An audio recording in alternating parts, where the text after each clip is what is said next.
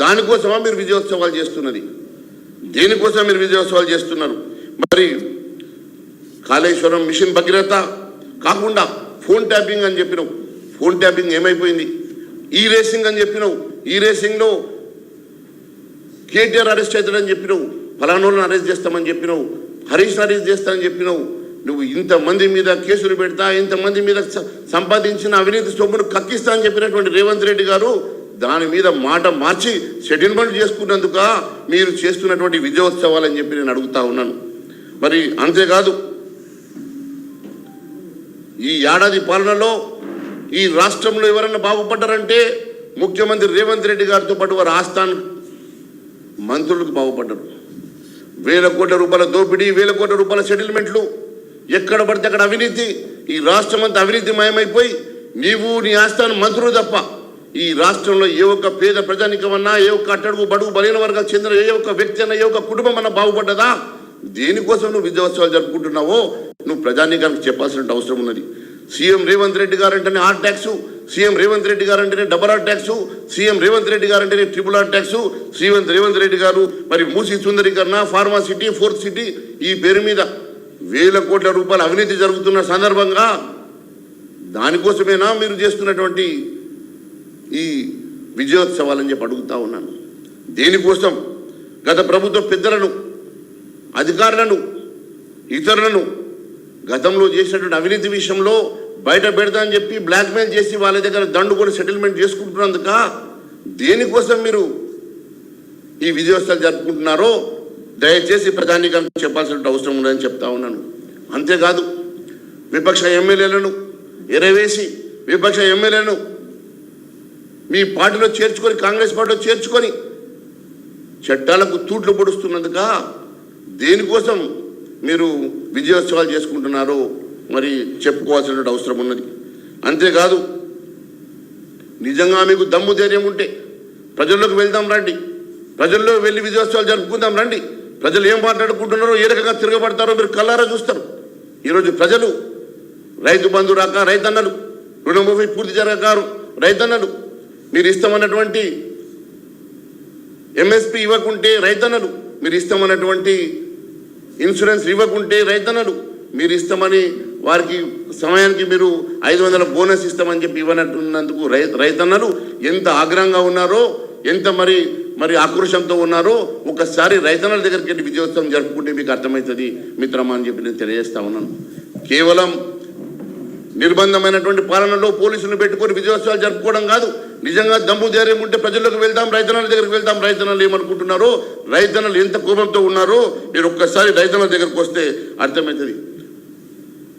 Bonus పేరు మీద, రైతు బంధు పేరు మీద, రైతుకి ఇస్తామన్నటువంటి హామీలు, రైతు డిక్లరేషన్ పేరు మీద మీరు ఏ రకంగా మోసం చేసిండ్రో ఒకసారి రైతన్న దగ్గరకు పోయి విజయోత్సవాలు అంటే రైతన్న ఏ రకంగా రియాక్ట్ అవుతాడో మీకు అర్థమవుతుంది తప్ప మీరు అదే మాదిరిగా 2 లక్షల ఉద్యోగాలు ఇస్తామని చెప్పేసి 2 లక్షల ఉద్యోగాలు ఇస్తామని చెప్పి నిరుద్యోగ యువతను ఏ రకంగా మోసం చేశారో, 4000 రూపాయలు నిరుద్యోగ వృత్తి ఇస్తామని చెప్పేసి నిరుద్యోగం ఏ రకంగా మోసం చేశారో ఒక్కసారి నిరుద్యోగుల దగ్గరికి వెళ్ళి అక్కడ విజయోత్సవం జరుపుకునే దమ్ము ధైర్యం నీకున్నదా రేవంత్ రెడ్డి గారు అని అడుగుతా ఉన్నాను. ఒక్కసారి యువత దగ్గరికి వెళ్ళి చూడండి, యువత ఏ రకంగా ఆలోచన చేస్తూ ఉన్నారు, ఏ రకంగా యువతను మీరు మోసం చేశారో ఒకసారి యువతతో వెళ్ళి మీరు విజయోత్సవాలు జరుపుకుంటే యువత ఏమంటుందో మీకు అర్థమవుతుంది. వృద్ధులకు మీరు ఇస్తామన్న 2000 పెన్షన్ 4000 చేస్తామని వృద్ధుల్ని ఏ రకంగా మోసం చేశారో, వృద్ధుల దగ్గరికి వెళ్ళి 4000 రూపాయల పెన్షన్ విషయంలో ఏ రకంగా మోసం జరిగిందో వాళ్ళ దగ్గరికి వెళ్ళి విజయోత్సవాలు జరుపుకుంటే వృద్ధులు ఏ రకంగా రియాక్ట్ అవుతారో మీకు అప్పుడు అర్థమవుతుంది. మరి వృద్ధుల దగ్గరికి వెళ్ళి విజయోత్సవాలు జరుపుకునేటువంటి దమ్ము ధైర్యం రేవంత్ రెడ్డి గారికి ఉన్నదని అడుగుతా ఉన్నాను. మహాలక్ష్మి పేరు మీద మహిళల్ని మోసం చేసి 2500 ప్రతి మహిళకి ఇస్తామని చెప్పి వారు ఓటు దండుకొని ముఖ్యమంత్రి రేవంత్ రెడ్డి సంవత్సరం పూర్తి చేసుకున్న సందర్భంగా నీకు దమ్ము ధైర్యం ఉంటే మరి మహిళల దగ్గరికి వెళ్ళి మనము విజయోత్సవ సభలు జరుపుకుందాం. మరి మహిళలు నిజంగా కూడా మరి ఏ రకంగా రియాక్ట్ అవుతారో మీకు అర్థమవుతుంది. నిజంగా దమ్ము ధైర్యం నీకుంటే మహిళలతో దగ్గరికి వెళ్ళేసి మీరు మహిళలకు ఏం చేసిండ్రో, ఇచ్చిన హామీ ఏది నెరవేర్చిండ్రో మరి అక్కడ వెళ్ళి విజయోత్సవం జరుపుకుంటే నీకు అర్థమవుతుందని తెలియజేస్తా ఉన్నాను. అంతేకాదు, కళ్యాణ లక్ష్మి పేరు మీద తులం బంగారం పెడతామని చెప్పి ఏ రకంగా మహిళల్ని మోసం చేసినావో, పెళ్లి కానీ ఆడపిల్లల్ని మోసం చేసినావో అదే మాదిరిగా మరి మహిళల దగ్గరికి వెళ్ళేసి మీరు ఇస్తామని చెప్పినటువంటి కాలేజ్ అమ్మాయిలకు మీరు ఇస్తామని చెప్పినటువంటి స్కూటీలు ఎట్లా ఎగ్గొట్టినవో, ఎట్లా ఎగవేత వేసినవో, ఎగవేతన రేవంత్ రెడ్డి గారు, మీరు ఒక విద్యార్థుల దగ్గరికి వెళ్ళి మీరు విజయోత్సవం జరుపుకునే దమ్ము ధైర్యం మీకు ఉన్నదని అడుగుతున్నా. అన్ని రకాలుగా అన్ని ప్రజానీకాన్ని మోసం చేసినటువంటి నువ్వు కనీసం తులం బంగారం పేరు మీద కూడా ఆడపడుచులను కూడా తులం బంగారం ఇవ్వకుండా మోసం చేస్తున్న రేవంత్ రెడ్డి గారు, వారి దగ్గరికి వెళ్ళి నీకు మరి విజయోత్సవ సభ జరుపుకునేటువంటి దమ్ము ధైర్యం నీకు ఉన్నదా అని చెప్పి అడుగుతా ఉన్నాను. వ్యవసాయ కూలీలకు నెలకు 12,000 రూపాయలు ఇస్తామని చెప్పి వ్యవసాయ కూలీల్ని మీరు మోసం చేసి వ్యవసాయ కూలీల దగ్గరికి వెళ్ళి మీకు అక్కడ విజయోత్సవం జరుపుకునే దమ్ము ధైర్యం నీకు ఉన్నదా అని చెప్పి నేను ప్రశ్నిస్తున్నా. అంతేకాదు ఇందిరమ్మ ఇల్లు ప్రతి నియోజకవర్గానికి 3,500 ఇల్లు ఇస్తామని చెప్పి ఇల్లు లేనటువంటి నిరుపేదల దగ్గరికి వెళ్ళి విజయోత్సవం జరుపుకునేటువంటి దమ్ము ధైర్యం రేవంత్ రెడ్డి గారికి ఉన్నదా అని మేము ప్రశ్నిస్తూ ఉన్నాం. అంతేకాదు మీరు ఏ రకంగానైతే రైతు డిక్లరేషన్ పేరు మీద రైతుల్ని మోసం చేసి రైతుల దగ్గరికి మీరు వెళ్ళి విజయోత్సవ సభ జరుపుకునేటువంటి ధైర్యం లేనప్పుడు మరి కనీసం మీకు మరి ఎన్నికల మేనిఫెస్టోలో ఇచ్చినటువంటి 420 హామీల అంశంలో మీరు ఎక్కడ పడితే అక్కడ మీరు మరి మీతో మేము రావడానికి సిద్ధంగా ఉన్నాం, మీకు దమ్ము ధైర్యం ఉంటే మరి విజయోత్సవ సభలో వీళ్ళందరినీ కూడా మీ పోలీస్ బలగం లేకుండా నీకు పెట్టేటువంటి దమ్ము ధైర్యం నీకు ఉన్నదా అని అడుగుతా ఉన్నాను. నిర్బంధమైనటువంటి పాలనలో పోలీసును అడ్డం పెట్టుకొని ఈ పరిపాలన సాగించడం కాదు, నీకు దమ్ము ధైర్యం ఉంటే నువ్వు నిజంగా పోలీసులు లేకుండా ఒక సభ నిర్వహించు, అప్పుడు నీకు ప్రజా వ్యతిరేకత ఏ రకంగా ఉన్నదో నీకు అర్థమవుతుంది. ఈరోజు నువ్వు కొడంగల్లో నిలబడి కొడంగల్లో రాజీనామా చేసి మళ్ళీ ఎన్నికయ్యే దమ్ము ధైర్యం కూడా లేనటువంటి రేవంత్ రెడ్డి గారు, మీరు సంవత్సరం పాలనలో ఎంత అబాసు పాలైనో మీకు అర్థమవుతుందా అని అడుగుతా ఉన్నాం. అంతేకాదు ఇది ప్రజా విజయోత్సవాన్ని వీరు అనుకుంటున్నారు కానీ ప్రజలు మాత్రం ఇది వంచనోత్సవం, మమ్మల్ని మోసం చేసిన మోసోత్సవం, మమ్మల్ని పూర్తిగా అరాచకంగా అన్యాయం చేసినటువంటి ఇది ఉత్సవం కాబట్టి ప్రజలు ఈరోజు వ్యతిరేకంగా వంచనోత్సవంగా చెప్తా ఉన్నారు. అదే కాకుండా రేవంత్ రెడ్డి గారిని ఈ మధ్య ముద్దుగా ఎగవేతన రేవంత్ రెడ్డి గారుగా పిలుచుకుంటున్నారు. ఎగవేతన రేవంత్ రెడ్డి కనీసం మాట్లాడడానికి కొంచెమన్నా మీకు మరి సిగ్గుండాలని చెప్పి అడుగుతా ఉన్నాను.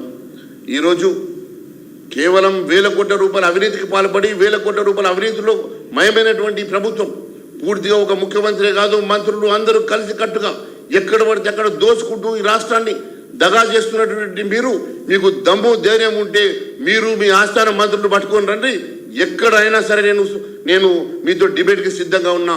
ఏ మీడియా పాయింట్కి వస్తారా, ఎక్కడికి ఏ ఊర్లకు రమ్మంటే ఆ ఊర్లకు వస్తాను, మీరు రండి, దమ్ము ధైర్యం ఉంటే దేనికైనా ఏ చర్చకైనా మేము సిద్ధంగా ఉన్నాం. మేనిఫెస్టోలో ఇచ్చినటువంటి 420 హామీలు 6 గ్యారంటీలను ప్రజలకు చెప్పి మోసం చేసి ఎన్నికైనటువంటి ప్రభుత్వం పూర్తిగా మోసపూరితమైనటువంటి ప్రభుత్వం, ఈ ప్రజల్ని మోసం చేసినటువంటి ప్రభుత్వం. వీరికి అధికారంలో 1 గంట సేపు కూడా కొనసాగే అధికారం హక్కు వీళ్ళకి లేదు. వెంటనే వీళ్ళు రాజీనామా చేసి ప్రజానికానికి క్షమాపణ చెప్పాలని చెప్పి డిమాండ్ చేస్తూ భారత్ మాతాకి జై.